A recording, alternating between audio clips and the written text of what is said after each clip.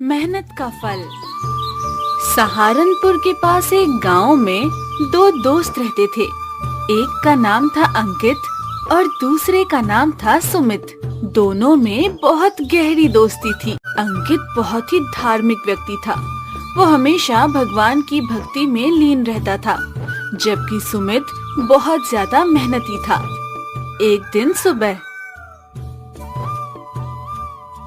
अरे जय राम जी की मुखिया जी। ओहो, राम राम अंकित बेटा, आओ आओ। नमस्ते मुखिया जी। अरे नमस्ते सुमित बेटा। और मुखिया जी, आज सुबह सुबह कहाँ जा रहे हैं? हाँ, अरे अंकित बेटा, मैं अपने खेतों पर जा रहा हूँ। फसल बोने का टाइम आने वाला है ना, तो खेतों की देख रेख करनी भी तो जरूरी है। कौन सी फसल मुखिया जी? सुमित बेटा, अब हम अपने खेतों में गेहूं की फसल लगाने वाले हैं। तुम दोनों इतने अच्छे दोस्त हो, क्यों ना दोनों मिलकर कोई काम करो जिससे तुम्हारी आमदनी शुरू हो जाए, हैं? हाँ मुखिया जी, आप सही कह रहे हैं। क्यों अंकित, तुम्हारी क्या राय है? हाँ यार सुमित, बात तो सही है। चलो देखते हैं, कोई काम करते हैं। बहुत अच्छे बच्चों। अच्छा बेटा, मैं चलता हूँ, है ना? अंकित, क्यों ना हम भी मुखिया जी की तरह खेत ले लें और उस पर खेती करें। कैसा लगा आइडिया? हाँ हाँ सुमित, ये ठीक रहेगा। चलो फिर खेत बटाई पर ले लेते हैं। सुमित, खेत तो हमने ले लिया, पर इस पर खेती कौन सी करनी है?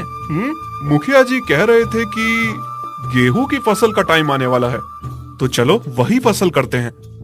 हाँ ठीक है, फिर तुम जाओ और खेत में फसल बो दो। मैं भगवान से अच्छी फसल होने की प्रार्थना करके आता हूँ। ठीक है अंकित। हे प्रभु, हम दोनों दोस्तों ने खेती शुरू की है। आप हमारी अच्छी फसल तैयार कर दो, जिससे हम ढेर सारा पैसा कमा सकें। अरे अंकित, मैंने सारी फसल बो दी है। चलो अब घर चलते हैं। ओहो, बहुत सही। चलो फिर घर चलते हैं। अंकित देखो, मैंने कल फसल लगा दी थी, अब तुम्हारी बारी है। जाओ इसमें पानी लगा दो।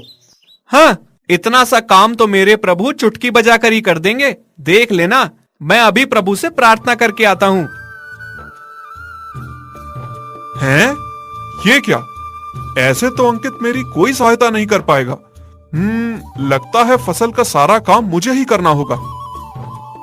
प्रभु, आपकी कृपा से हमारी फसल अच्छी होगी और हमें अच्छी कमाई होने वाली है।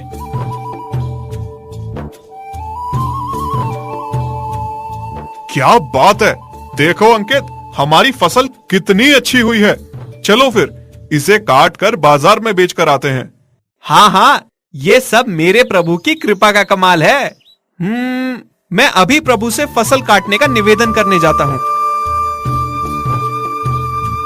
अरे ओफो, लगता है ये भी मुझे अकेले ही करना होगा। धत!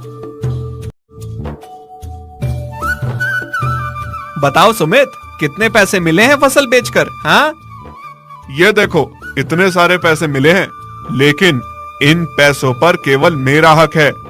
हैं? ये तुम क्या कह रहे हो? हम दोनों ने मिलकर काम शुरू किया था और ये फसल भी मेरे प्रभु की कृपा से हुई है। याद रखो, प्रभु की इच्छा के बिना एक पत्ता भी नहीं हिल सकता, समझे? हाँ, मैं इन पैसों में से तुम्हें कुछ नहीं देने वाला। ये सब मेरी मेहनत की कमाई है। हाँ। अरे क्या हुआ अंकित और सुमित, तुम्हारी लड़ाई की वजह क्या है? मुझे बताओ। मुखिया जी, देखिए ना, हम दोनों ने फैसला किया था कि हम दोनों मिलकर फसल करेंगे और जो पैसे मिलेंगे उन्हें आधा आधा बांट लेंगे। लेकिन ये अंकित ने मेरी फसल करने में जरा भी मदद नहीं की और ये फसल के पैसों में हिस्सा चाहता है। बताओ। मुखिया जी, इस फसल के होने में पूरी तरह मेरी पूजा और मेरे प्रभु का आशीर्वाद है। ये फसल मेरे प्रभु ने ही की है, मुझे अपना हिस्सा तो मिलना ही चाहिए। हाँ। समझ गया। ये सारी फसल सुमित की मेहनत से हुई है और इसके पैसे पर भी केवल सुमित का ही हक होना चाहिए। अच्छा ठीक है, मैं इसका फैसला कल सुनाऊंगा। तब तक तुम दोनों सामने पड़ी अनाज की बोरी में से एक एक बोरी ले जाओ। हर बोरी में अनाज के साथ कंकड़ भी मिले हुए हैं। जाओ, कल सुबह कंकड़ साफ करके लेकर आना। जिसकी बोरी का अनाज ज्यादा साफ होगा, उसी के हक में फैसला होगा, समझे? मुझे अच्छे से अनाज को साफ करना होगा। प्रभु, मुझे पता है ये सब आपकी मर्जी से हो रहा है। मुझ पर एक और कृपा कर दीजिए और इस बोरे से कंकड़ गायब कर दीजिए। बोलो अंकित और सुमित, कर दिए तुम दोनों ने कंकड़ साफ? हाँ जी मुखिया जी। चलो मैं दोनों बोरी चेक करता हूँ। अरे वाह सुमित, तुमने तो अनाज एकदम साफ कर दिया।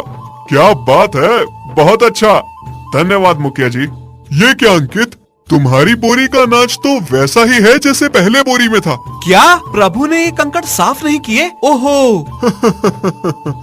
देखो अंकित, भगवान उसी की मदद करते हैं जो पूरी लगन और मेहनत से अपना काम करता है, समझे? ओहो, अब मेरी समझ में आ गया। ये मेरी गलती है सुमित, मुझे माफ कर दो मेरे भाई।